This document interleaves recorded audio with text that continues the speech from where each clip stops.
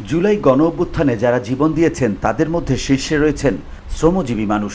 কমপক্ষে 284 জন শ্রমজীবী মানুষ গণ অভ্যুত্থানে শহীদ হন।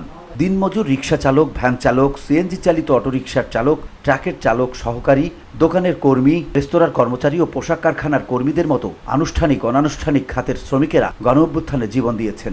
সরকারি গেজেটে শহীদদের তালিকায় যে 844 জনের নাম এসেছে তাদের মধ্যে 810 জনের বিষয়ে সুনির্দিষ্ট তথ্য সংগ্রহ করা সম্ভব হয়েছে। শহীদ পরিবারের দেয়া তথ্যের ভিত্তিতে পেশা ও বয়সভিত্তিক বিশ্লেষণে দেখা গেছে শ্রমজীবীদের পরে সবচেয়ে বেশি মৃত্যু হয়েছে শিক্ষার্থীদের 269 জন। আবার শিক্ষার্থীদের মধ্যে যারা প্রাণ হারিয়েছেন তাদের উল্লেখযোগ্য অংশের বয়স 18 বছরের নিচে। স্কুল, কলেজ ও মাদ্রাসার 18 বছরের কম বয়সী শিক্ষার্থীরা আন্দোলনের অগ্রভাগে ছিল।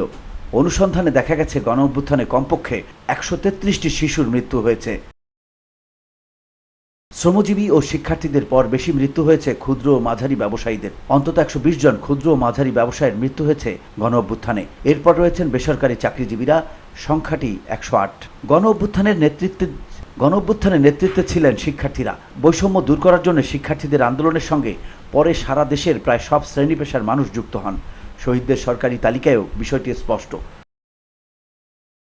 বিশ্লেষণ করে দেখা যায় যারা শহীদ হয়েছেন তাদের 35% শ্রমজীবী, 33% শিক্ষার্থী, 15% ক্ষুদ্র ও মাঝারি ব্যবসায়ী এবং 13% বেসরকারি চাকরিজীবী। জুলাই গণ অভ্যুত্থানের সময় যাদের হত্যা করা হয়েছে তাদের মধ্যে 79% বয়স 35 বছরের কম, সংখ্যার হিসাবে যা 638। আবার নিহত ব্যক্তিদের মধ্যে 18 বছরের কম বয়সী শিশু প্রায় 17%। অন্যদিকে বেশিরভাগ মানুষের মৃত্যু হয়েছে প্রাণঘাতী গুলিতে। এছাড়া কুপিয়ে, পিটিয়ে ও আগুনে পুড়িয়ে হত্যার ঘটনাও ঘটেছে। মৃত্যুর তথ্য উপাত্ত বিশ্লেষণে দেখা গেছে 4 বছর বয়সী শিশু থেকে শুরু করে 70 বছর বয়সী ব্যক্তিও রয়েছেন। জনসংখ্যা বিশ্লেষণের ক্ষেত্রে সাধারণত 15 থেকে 64 বছর বয়সীদের কর্মক্ষম হিসেবে ধরা হয়।